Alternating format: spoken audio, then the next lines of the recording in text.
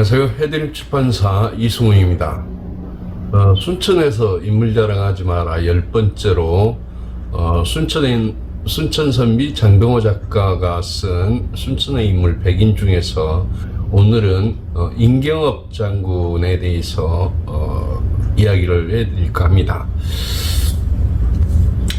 저는요 부랴부랴 순천을 다녀왔습니다. 일요일 아침 7시경 순천 용산역에서 KTX로 내려갔다가 월요일 아침 7시 반 차로 다시 또 서울로 올라왔죠. 지난 토요일 어머니랑 통화를 하는데 어머니 목소리가 몹시 잠겨 있었습니다. 순간적으로 저는 코로나 확진인가 하는 의심이 들었죠. 며칠 전 순천 시내를 다녀오셨다고 해서 틀림없다는 생각을 했었습니다. 혹시 어머니가 코로나 확진이라면 이것을 어떻게 해야 하나 고민이 되었죠.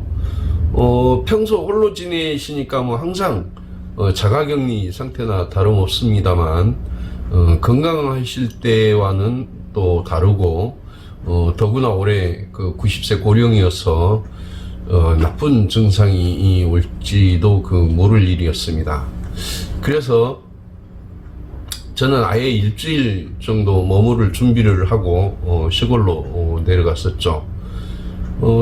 저도 확진이 될지도 모르지만 저는 확진이 되어도 어머니는 챙겨 드릴 수가 있을 것 같았죠. 그래봐야 한 5일 버티면 요즘에는 다 코로나에서 회복이 되니까요. 우리 직원도 한 명이 코로나가 확진이 되어서 재택근무를 했는데 한 5일 되니까 회복이 되더라고요. 물론 그런 후유증은 조금 남아있는 것 같았습니다. 어머니가 자가진단 키트로 검사를 해서 결과를 저한테 알려주면 좋은데 미처 제가 거기까지는 어머니한테 준비를 못 해두었습니다. 전염 위험이 있으니까 누구한테도 좀 도움을 청할 수가 없었죠.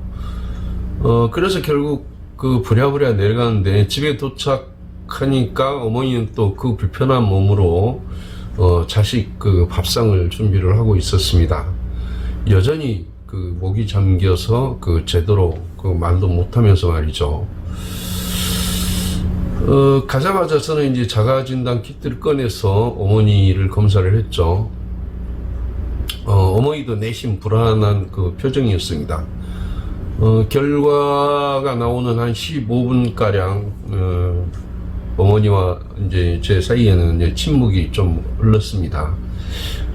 어머니는 당신이 확진되었으면 저에게도 감염될 것이라는 것을 알기 때문에 제가 내려간다고 했을 때 아주 버럭 짜증을 내셨습니다. 저는 또 순간적으로 어머니의 짜증이 또 서운했죠. 부모 자식 간에 그깟 코로나쯤 옮긴다고 그게 그리 대수라고 그렇게 짜증을 내실까 한 것이죠. 결국 진단 키트로 검사를 해보니까 어머니는 음성이 나왔습니다. 음성이 나오니까 저한테 짜증 낼 때와는 달리 어머니 표정이 금세 환해졌죠. 아마 지난 토요일 기온이 뚝 떨어졌었잖아요. 그래서 어머니가 또 기름 아낀다고 보일러를 제대로 안 틀고 주무신 것 같았습니다. 아무튼 덕분에 어머니의 불안감도 가셨고 진단키트 사용법도 그리고 알려드리고 또 여분도 이렇게 남겨놓고 왔는데요. 저는 어머니를 생각하면 늘 죄인이죠. 죄인의 심정이 아니고 몸이 아파도 자식이 곁에 있으면 어머니 목소리에는 힘이 있지만 서울로 딱 올라와서 전화를 드리면 전화로 들려오는 목소리는 또 금세 풀기가 사라지고 없습니다. 그럴 때마다 참 가슴이 아프죠. 그 출판사가 안정이 되면 자주 그 순천과 그 서울을 오가면서 그 어머니와 보내는 시간을 좀 늘릴 텐데, 출판사라는 게 늘 그 배고픈 사업이다 보니까 참 요원하고 답답할 때가 많습니다. 혹시 모르죠. 그 순천의 인물 백인을 그 순천의 그 각 가정에 한 곳씩만 이렇게 들어가도 어머니와 함께하는 시간이 늘어나겠지만 그것은 참 야무진 꿈이고요. 오늘은 임경업 장군님 그 기운을 전해 드릴 텐데요. 임경업 장군님을 통해서 순천의 기운을 한번 받아보시기 바라겠습니다. 임경업 장군님은 나간읍성 수호신이죠. 나간 사시는 분들이야 다 아시겠지만요. 순천의 인물 그 106번째에서 그 나간읍성을 쌓은 그 나간김씨 김민길 장군님을 제가 소개하면서 임경업 장군님 그 이야기도 했었습니다. 이렇게 임경업 장군 같은 분이 2년 동안 나간 군수로 지냈다는 것은 참 우리 순천 역사의 자랑으로 삼아도 충분합니다. 임경업 장군님이 어떤 분이었는지 좀 먼저 알아야 할 필요가 있겠죠. 임경업 장군님 이야기는 참 흥미롭습니다. 임 장군은 임진왜란이 일어난 2년 후 1594년이죠. 그때 태어나서 정묘호란, 병자호란, 인조반정, 이괄의 인한 등 아주 그 시국이 흉흉한 그런 그 세월을 거친 그 풍운하라고 할 수 있습니다. 하지만 이런 시국에서 임 장군은 칼을 제대로 써보지 못한 비운의 그 애국자로도 또 알려져 있기도 합니다. 그 임 장군 집안은요, 그 양반이었는데 식구가 아주 많은 가난한 살림이었습니다. 어릴 때 몸에다가 대장부라고 크게 써서 붙이고 다닐 정도로 괴짜 소년이었죠. 임진왜란을 보면서 이렇게 자라난 임 장군은 그 훌륭한 장군이 되기 위해서 어릴 때부터 그 무예를 연마를 했습니다. 그러다 20살 되던 해에 이런 일도 있었다고 해요. 그 좋은 활과 화살을 얻기 위해서 자기가 입고 있던 그 옷을 벗어 상인한테 건네고 대신 그 활과 화살을 구하였다는 고사도 있을 정도로 열심히 어릴 때부터 무예를 익혔다고 합니다. 그러다가 24살 때 임 장군 아우와 더불어 이제 묵과에 급제를 하게 됩니다. 묵과에 급제한 임 장군은 그때부터 이제 풍운하 인생이 시작되는 것이죠. 과거에 합격한 임 장군은 부모님한테 이제 나라에 바친 몸이니 이 아들을 잊어버리십시오 하였다고 합니다. 하여튼 임경업 장군은 이후에 이제 평안도 지역의 그 용장이 됩니다. 그가 평안도 지역의 그 부원수로 있을 때요, 그 광해군을 몰아내고 인조를 옹립한 인조반정이 일어나죠. 그런데 인조반정이 큰 그 역할을 하였던 이괄이 그 농공행산에 불만을 품고 이제 반란을 일으키게 됩니다. 인조가 공주로 피난할 정도로 아주 위급한 상황이 되었는데요. 임 장군이 이괄의 그 반군을 제압을 하게 됩니다.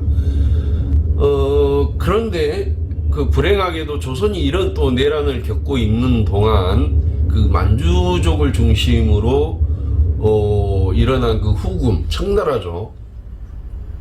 이 후금이 명나라를 정복하기 전에 조선을 먼저 치려고 계획을 합니다. 결국 천태종은 군사 3만 명으로 안주와 평양을 거쳐서 서울로 진입하게 되는 정묘호란을 또 일으키게 되죠. 그때가 1627년이었습니다. 이때 또 인조는 강화도로 이제 피난을 했고요. 당연히 임장군님은 이때 이제 나간 군수로 있었는데, 좌영장이라는 새 임무를 맡아서, 또 전투에 참가를 하게 됩니다. 하지만 임경업 장군이 이제 부하들을 데리고 강화도에 도착을 했을 때는 이미 조선이 청나라하고 이제 형제의 맹약으로 강화 조약을 체결하고 말았죠. 그래서 결국 임장군은 싸워보지도 못하고 다시 나간으로 이제 돌아옵니다. 나간으로 돌아오면서 임장군은 조정이 나에게 기회를 준다면 저 오랑캐들을 모조리 처부수고 압록강에서 피 묻은 칼을 씻을 텐데 참으로 분하도다 하면서 불로를 삼켰다고 합니다. 나간 군수를 이제 끝내고 임경업은 의주로 이제 발령이 났습니다. 청나라 같은 북방 이민족의 침투 길목이죠, 의주는. 그래서 북방 경비의 요충지였습니다. 그런데 이제 조정은 후금하고 이제 맺은 강화 조약만 믿고 이곳에 이제 군사를 주둔시키지 않았습니다. 하지만 그때 이제 북방에서는 계속 노략질이 그치지 않아서 굉장히 불안한 상태였죠. 그래서 임경업 장군이 이제 조정에 건의를 하게 됩니다. 병졸 없이 이곳을 지키고 있는 신은 언제 또 정묘와 같은 환란이 미칠지 두렵습니다. 신이 맨주먹으로 이곳을 지키기 어려우니 원컨대 만여 명의 군졸만 주시면 이를 훈련시켜 방어에 만전을 기하겠습니다. 이렇게 건의를 하는데요.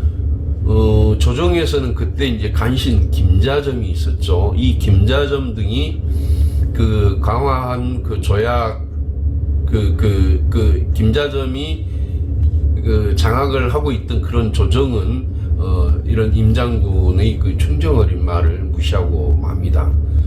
뭐 겁낼 것 없다. 이미 후금과 화의가 맺어졌으니 하면서 무시를 또 해버립니다.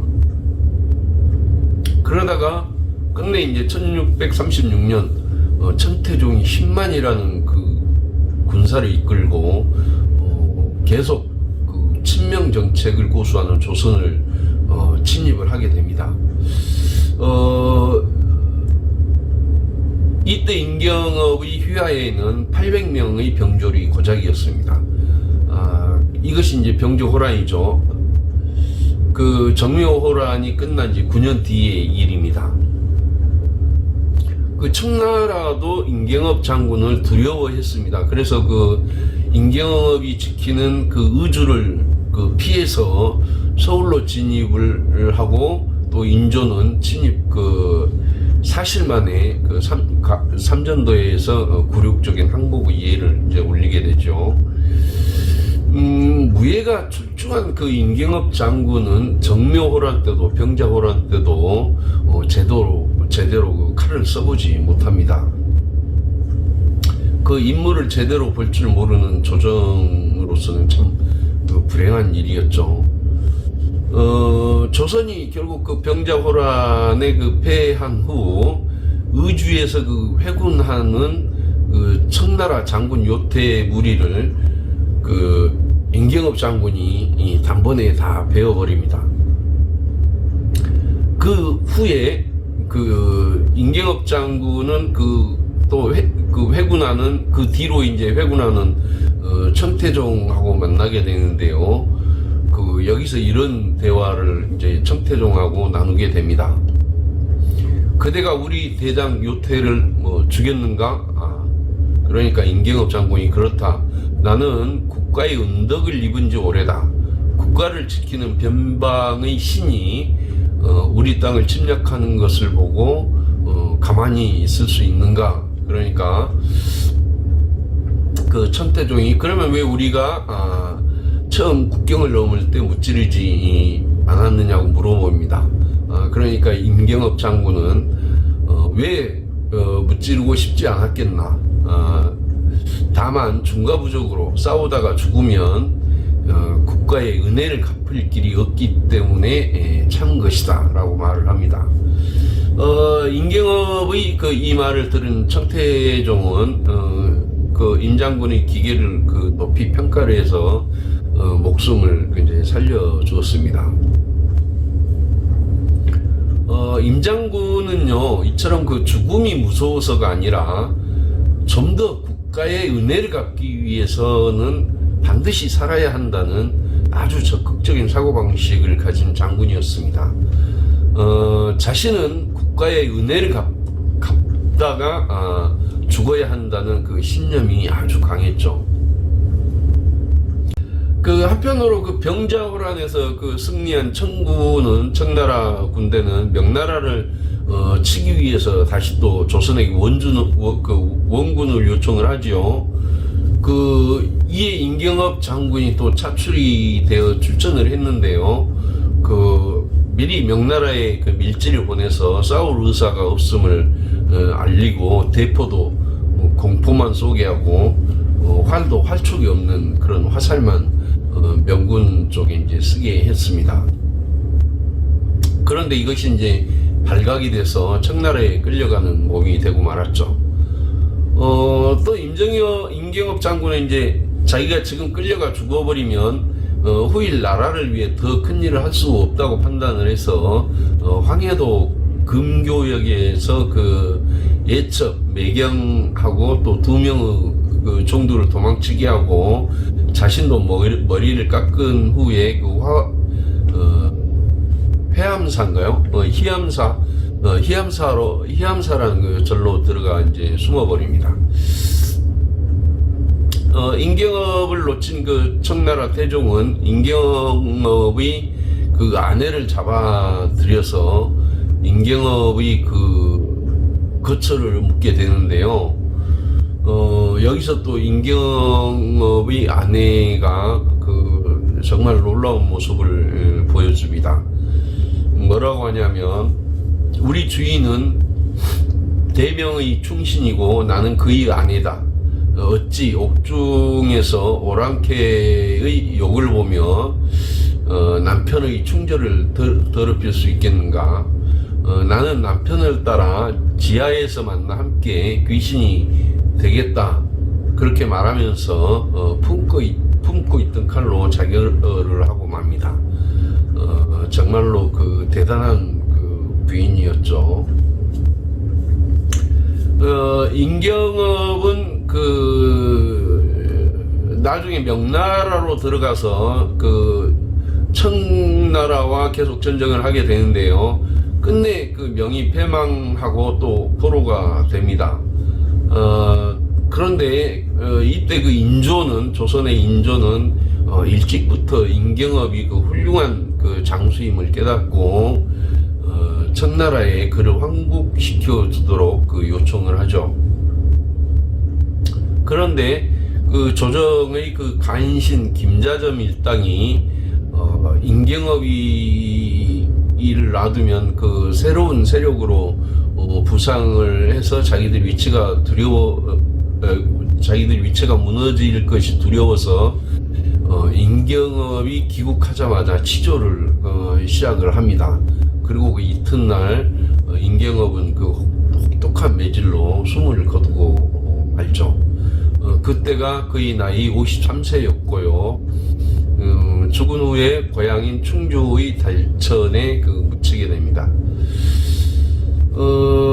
장군이 적의 손도 아니고 결국 동족의 손에 죽게 된 것이죠. 참 죽음에 이르러서도 명예로운 죽음을 하지 못한 비운의 장군이었습니다. 훗날 임경업의 이런 척사정신은 구한말 의병의 중심적인 사상이 되기도 했죠. 그러면 다시 나간으로 돌아가 볼까요? 그 순천 나간읍성은 충남 서산의 해미읍성과 전북 고창읍성과 함께 우리나라 3대 그 읍성 중의 하나죠. 그런데 이 200여 명의 주민들이 실제로 거주하는 유일한 그 또 민속 마을입니다. 그 나간읍성 안에는 귀화지붕을 한 아담한 비각이 하나 있는데요. 바로 그 임경업 장군을 기리는 선정 비각이죠. 장군은 조선 인조 때 그 2해 동안 나간 군수를 지냈고요. 그 이때 전설도 제가 말씀을 드렸죠. 그 누이와 내길에서 그 나간 읍성을 하룻밤에 쌓았다는 그 얘기요. 그 임경업 장군은 나간 군수로 있을 때 그 고을 사람들의 그 협동심과 단결심을 고취하기 위해서 백중놀이라는 그 민속놀이를 장려하기도 했답니다. 그래서 그 아무튼 임경업 장군은 한번 정리를 해보자면 그 임진왜란이 일어난 2년 후 1594년 충주 달천에서 태어났고요. 본가는 평택입니다. 평택임시죠. 그리고 그 1626년 나간 군수로 부임을 하였다가 2년 동안 근무를 하였습니다. 그 다시 한번 그 말하자면 나간읍성은 그 조선 초인 1397년 김빙길 장군이 그 외구 침입을 막기 위해서 처음에 흙으로 쌓았죠. 이 흙으로 쌓인 그 나간읍성이 그 세종 때, 그 1424년 세종 때 돌로 성을 또 개축을 했고요. 그리고 다시 그 1626년 그 임경업 장군님이 그 나간 군수로 부임을 하면서 이 석성을, 이 돌로 쌓은 석성을 더욱 튼튼하게 다시 또 고쳐서 쌓았습니다. 그것이 아마 지금까지 내려오는 것이겠죠.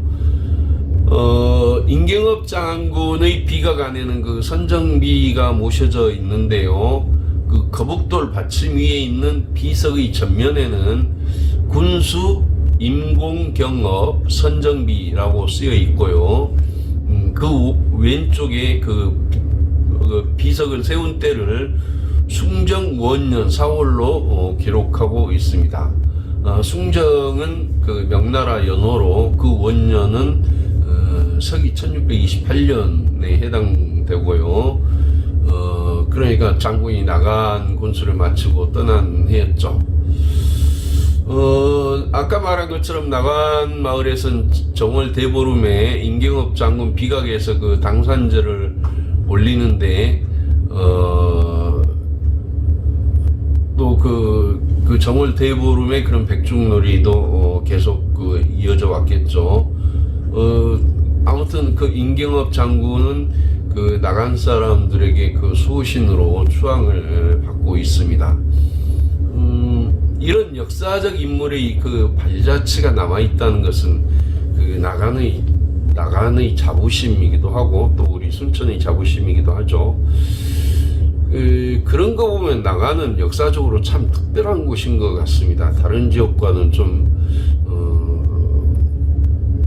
그 이어져 오는, 내려져 오는 그런 정신적인 것들이 굉장히 좀 다를 것이라는 생각이 듭니다.